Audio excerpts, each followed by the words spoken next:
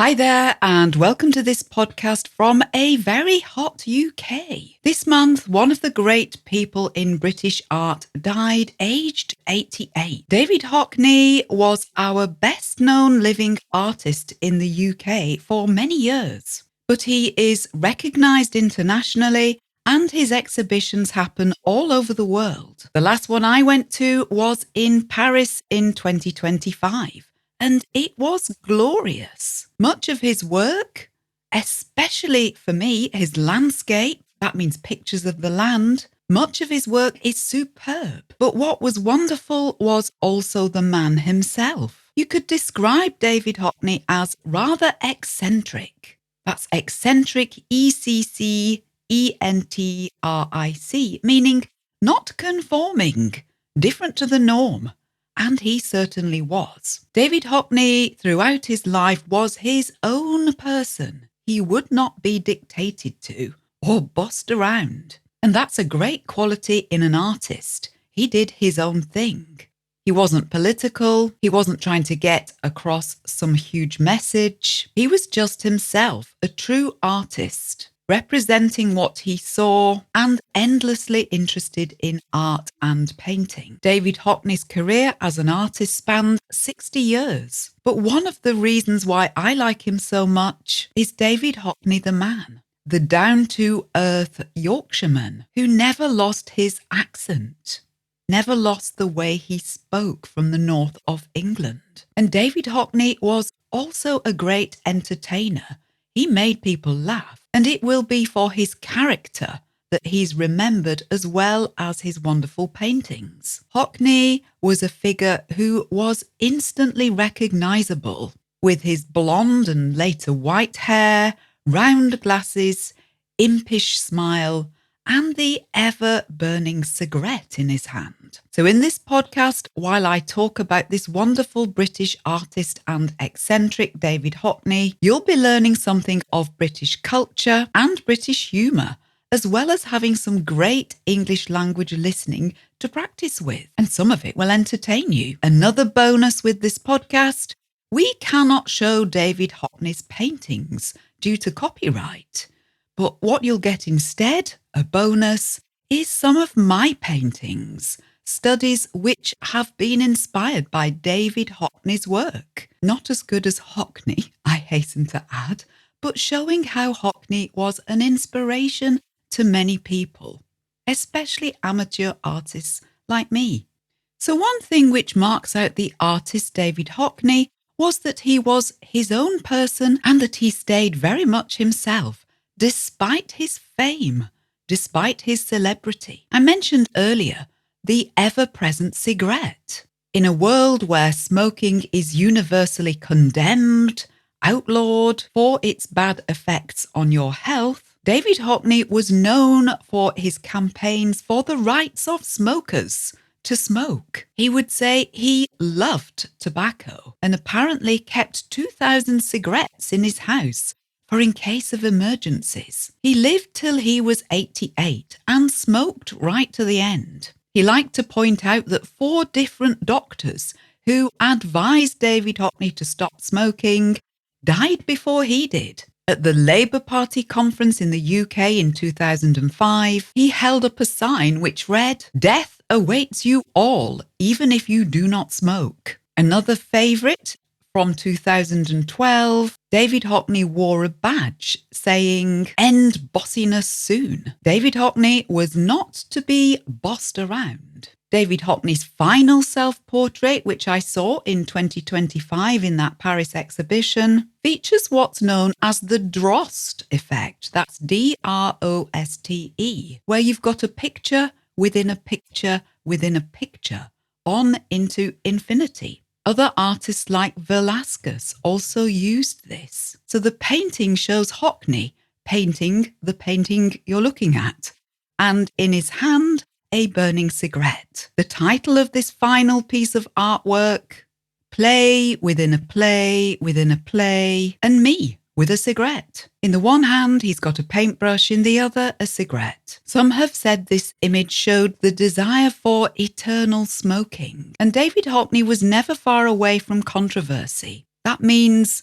things people argue about. Even this painting, play within a play within a play, and me with a cigarette, led to conflict with the Paris authorities. The Paris Metro refused to allow this painting showing Hockney smoking to be used on the Paris Metro to advertise the exhibition. It showed smoking and it could influence young people. Hockney, in response, criticised the bossiness of those in charge, asserting art has always been a path to free expression and saying, "This is a dismal decision." So the advert on the Metro didn't happen, and the exhibition was a success anyway. Now, before we go further, just a quick note.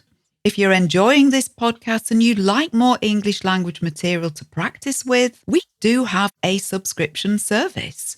You can pay a small fee to get 8 extra episodes, audio episodes per month. Just go to adeptenglish.com to check it out. Listening to lots of topics that really interest you in English is the way to improve your language skills. And if you want something more structured, we also have courses at adeptenglish.com. All of these help you build your fluency in the natural way. Back to Hockney. David Hockney loved art from when he was a child. He was clever, intelligent, and went to Bradford Grammar School. Now, grammar schools in the UK used to be a wonderful thing. Working class children from poor families who were intelligent, got access to a brilliant education. But David Hockney found in Bradford Grammar School, because he was in the top set, the top stream with the cleverest pupils, he didn't get many hours in the art room. So he purposefully dropped his grade. Famously, in one science exam, he left all the answers blank, but instead did a brilliant portrait of the invigilator. That's the adult who watches children take their exams. He wrote, "I am no good at science, but I can draw." David Hockney won funding to go to Bradford School of Art. And apparently, on his first day, age 16, he wore a red scarf, a suit, and a bowler hat. That's like the hats beloved of Magritte, or City Gentleman in London in the 1980s, or Charlie Chaplin.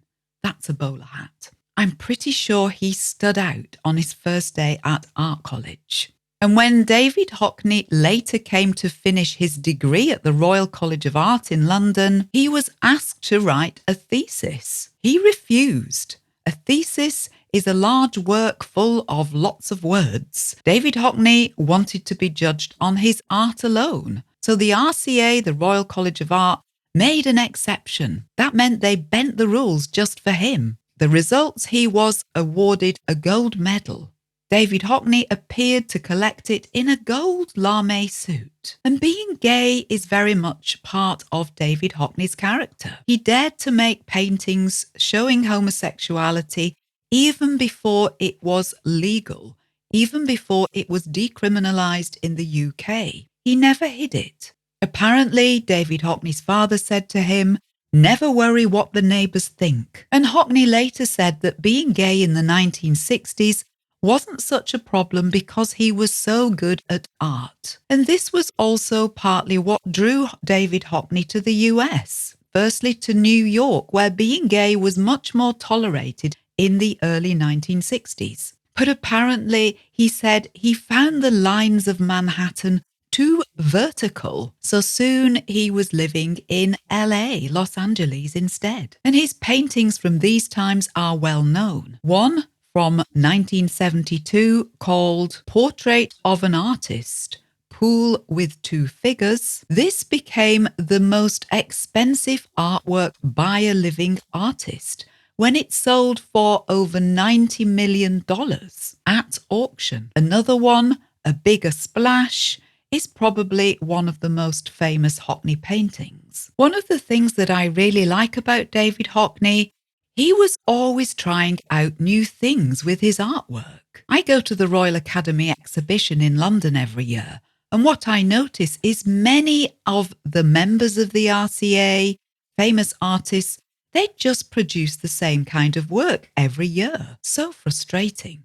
Hockney was always doing something new, something different. Some of David Hockney's artwork, which I loved the most, is his Yorkshire landscapes. He returned from LA to his beloved Yorkshire in 2011 and produced the most beautiful set of paintings. Even in this, he pioneered a new technique for capturing images to paint. A vehicle equipped with 9 cameras would slowly move along the tracks in the Yorkshire landscape. And he painted the results on 9 canvases, creating huge works of art. He was always keen to innovate. That's innovate, INNOVATE, to do new things, in other words. Later in his life, he was famous for producing artwork on his iPad. He said, "It's great, I can do it in bed." But largely he stayed with paint and canvas. Another reason why I loved his work.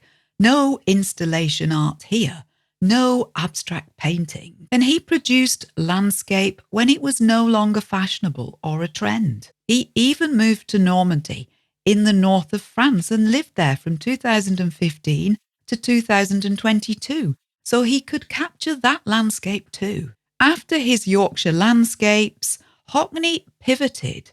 That means he changed direction to pivot, P-I-V-O-T. He pivoted to portrait and produced an exhibition with the wonderful title 82 Portraits and One Still Life. A portrait, P-O-R-T-R-A-I-T, means a painting of a person, and a still life, well, that's a painting of usually a basket of fruit. It's a painting of objects. Why was there one still life? This is Hockney humour again, because one person didn't turn up for the sitting, so he substituted. He replaced the person with lemons, bananas, a red pepper and a pear, probably his lunch. And even though at the time of making the work for this exhibition, he was over 80 years old, his work ethic was still there. He worked on each of the 82 portraits for around 20 hours over a period of 2 to 3 days with a live sitter with the person there. And his subjects, the people he painted in this collection, lots of people that he'd met during his long art career and friends and family, such as his sister Margaret and his brother John. Humour, as you might have guessed, was very much part of David Hockney's character. So I'll leave you with some great English practice through some David Hockney quotes or quotations. Things he said, in other words. Just because I'm cheeky doesn't mean I'm not serious. The reason that you start painting yourself is that you are a model, a cheap model. I mean, you've always got yourself. At the start of the COVID-19 lockdown in March 2020, Hockney sent out an iPad painting from his house in Normandy. It showed a field of daffodils and a grey sky. And at the bottom, these words, "Do remember, they can't cancel the spring." Other quotes, "If you are not playful, you are not alive. You must plan to be spontaneous. There is nothing wrong with photography if you don't mind the perspective of a paralysed cyclops."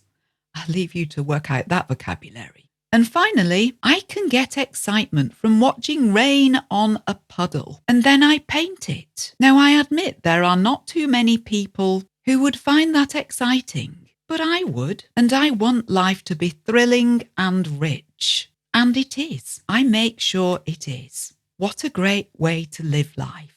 That's David Hockney, 1937 to 2026, one of our best.